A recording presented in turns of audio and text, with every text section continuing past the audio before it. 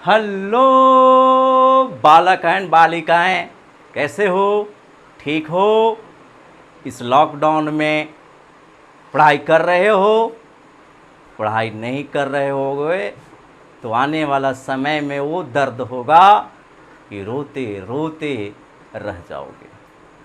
तो चलिए, उस दर्द को हटाने के लिए हम भी आप लोग के सामने वो जो सिलेबस है उस सिलेबस को हम कवर करते जा रहे हैं। तो आज हम लोग चर्चा करेंगे गॉस का प्रमेय, गॉस थ्योरम, गॉस लॉ क्या है।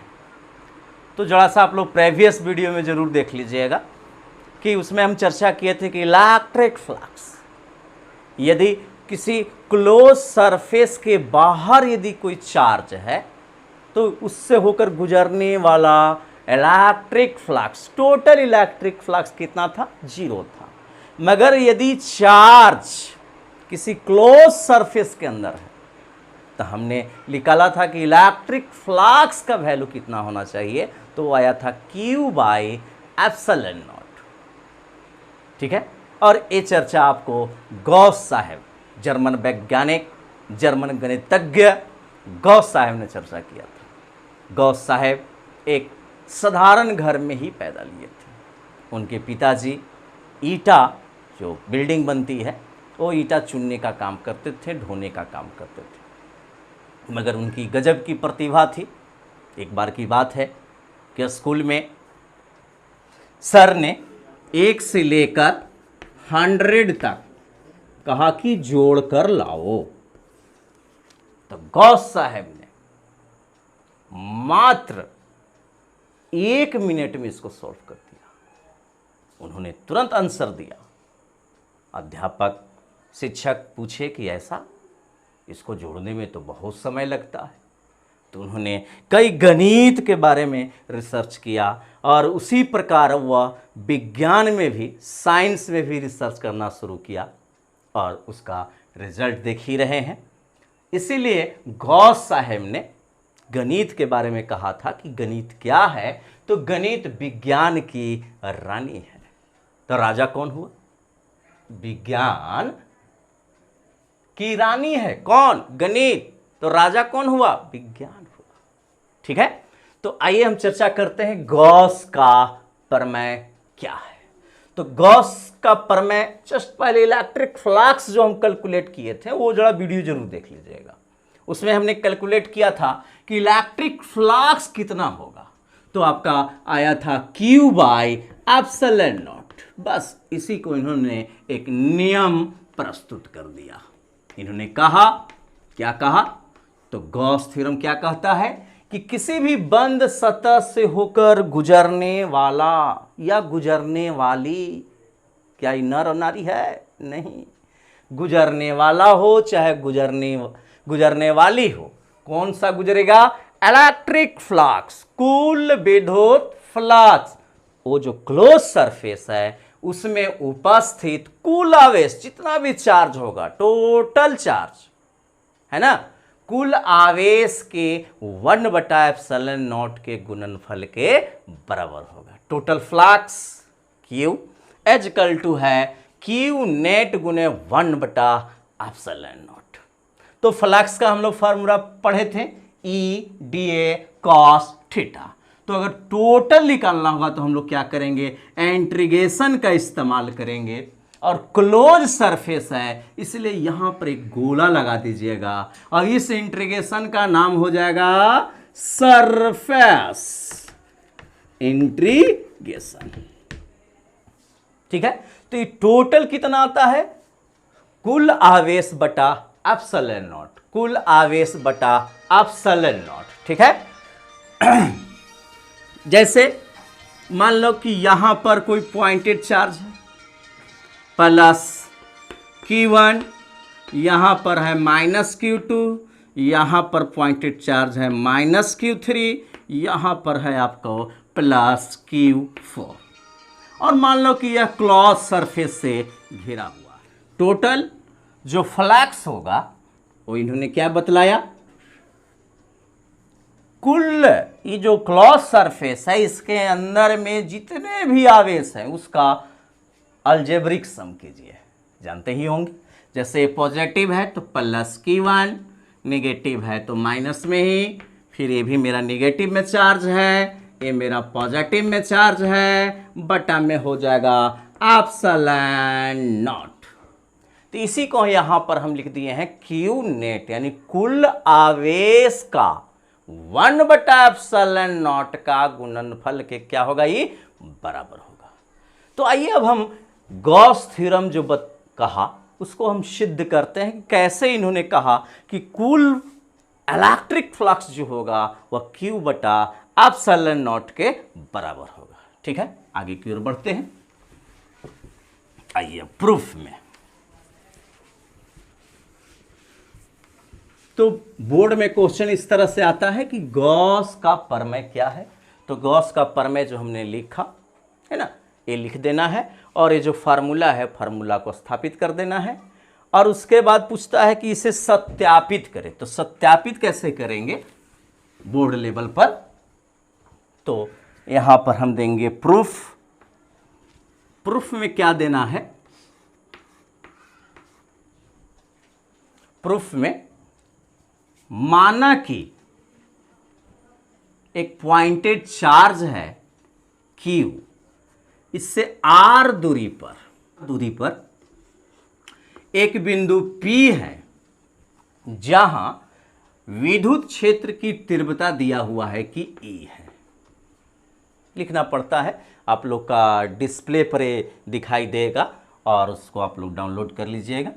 माना कि बिंदु O पर एक बिंदुवत आवेश +Q स्थित है। यहां से यानी बिंदु O से R दूरी पर कोई बिंदु P है जहां विद्युत क्षेत्र की तीव्रता E है।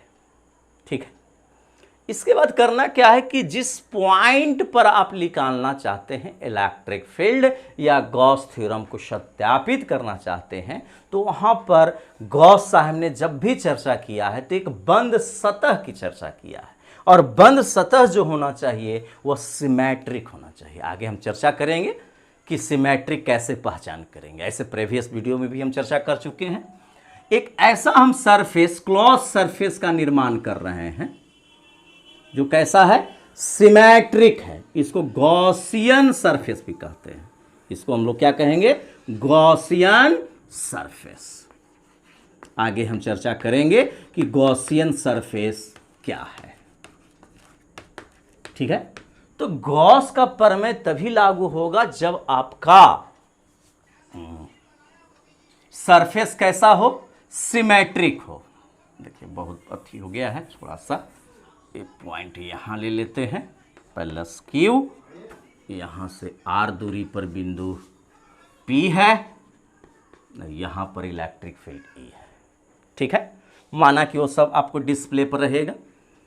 यहां पर एक अल्पांश हम एक टुकड़ा की कल्पना करते हैं जिसका एरिया है dA। इसका डायरेक्शन जो होगा इधर की ओर होगा, इलेक्ट्रिक फील्ड का भी डायरेक्शन इधर की होगा, यानी कि एरिया वेक्टर और इलेक्ट्रिक फील्ड का डायरेक्शन। क्लियर है? अब हम स्टार्ट करें। तो इलेक्ट्रिक फ्लक्स टोटल जो हमने फार्मूला बताया है वो क्या बताया था कि सरफेस इंटीग्रल गुने इलेक्ट्रिक फील्ड गुने होता है एरिया।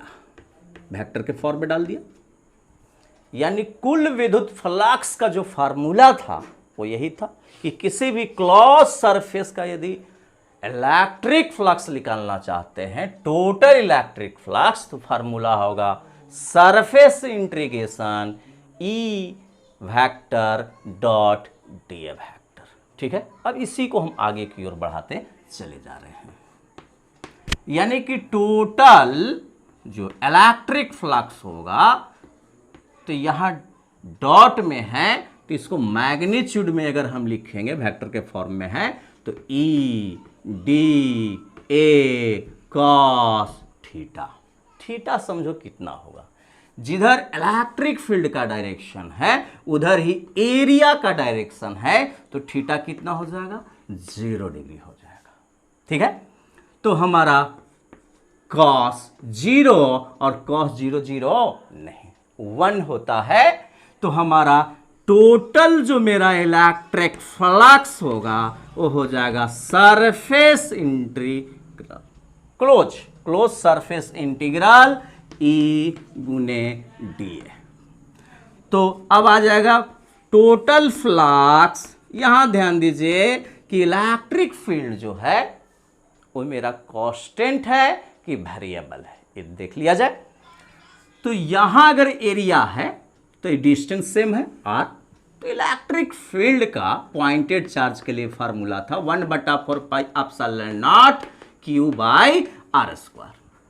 यहां अगर एरिया हम लेते तो भी मेरा डिस्टेंस r ही होता, यहां एरिया लेते तो भी डिस्टेंस r होता, यहां एरिया लेते तो भी डिस्टेंस मेरा r ही होता। इसका मतलब है कि सरफेस जो क्लोज सरफेस है उसके प्रत्येक बिंदु पर इलेक्ट्रिक फील्ड का वैल्यू क्या है, समान है, कांस्टेंट हो गया। तो ये कांस्टेंट हो गया तो इसको हम लोग बाहर निकाल लेंगे। अब आ गया सरफेस इंटीग्रेशन dA।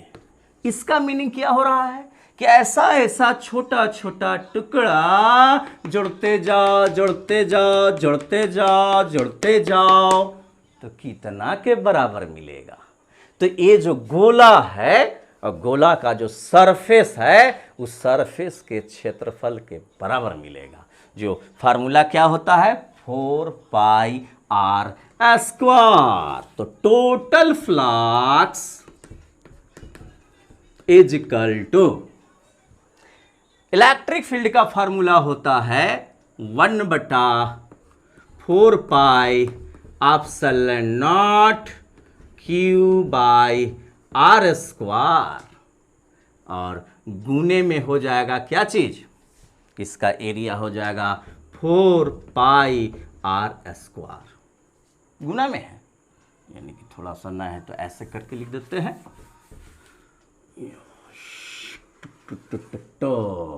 यानी कि टोटल इलेक्ट्रिक फ्लक्स 1/4πε0 Q/r² गुने 4πr²।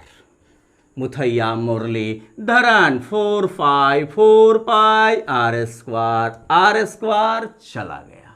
तो टोटल जो हमारा फ्लक्स मिल गया वो कितना मिल गया, Q/ε0 मिल गया। इसी के साथ गॉस प्रमेय प्रूव्ड।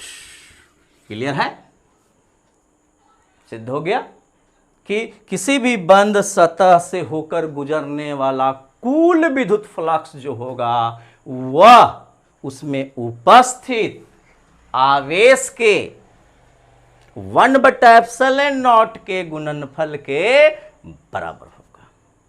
अब हम लोग इस जो थ्योरम है इसको हम लोग अप्लाई करेंगे, यानी कि एप्लीकेशन ऑफ गॉस थ्योरम। और हम लोग थोड़ा सा चर्चा हम कर देंगे आप लोग का गॉसियन सरफेस क्या है, और गॉसियन सरफेस के द्वारा हम लोग टोटल इलेक्ट्रिक फ्लक्स कैसे कैलकुलेट करेंगे। और जो भी इलेक्ट्रिक फ्लक्स कैलकुलेट किया जाएगा यहाँ सिमेट्रिक सरफेस होगा। कैसा होगा, सिमेट्रिक। तो नेक्स्ट वीडियो में हम चर्चा करेंगे आप लोग का कि क्यूब का कैसे निकालेंगे, सिलेंडर का कैसे निकालेंगे, स्फेरिकल शेप में है तो कैसे निकालेंगे। ठीक है, तो इस वीडियो को देखने के लिए आप लोग, नेक्स्ट वीडियो को देखने के लिए आप लोग लाइक, कमेंट, सब्सक्राइब करना नहीं भूलें। धन्यवाद।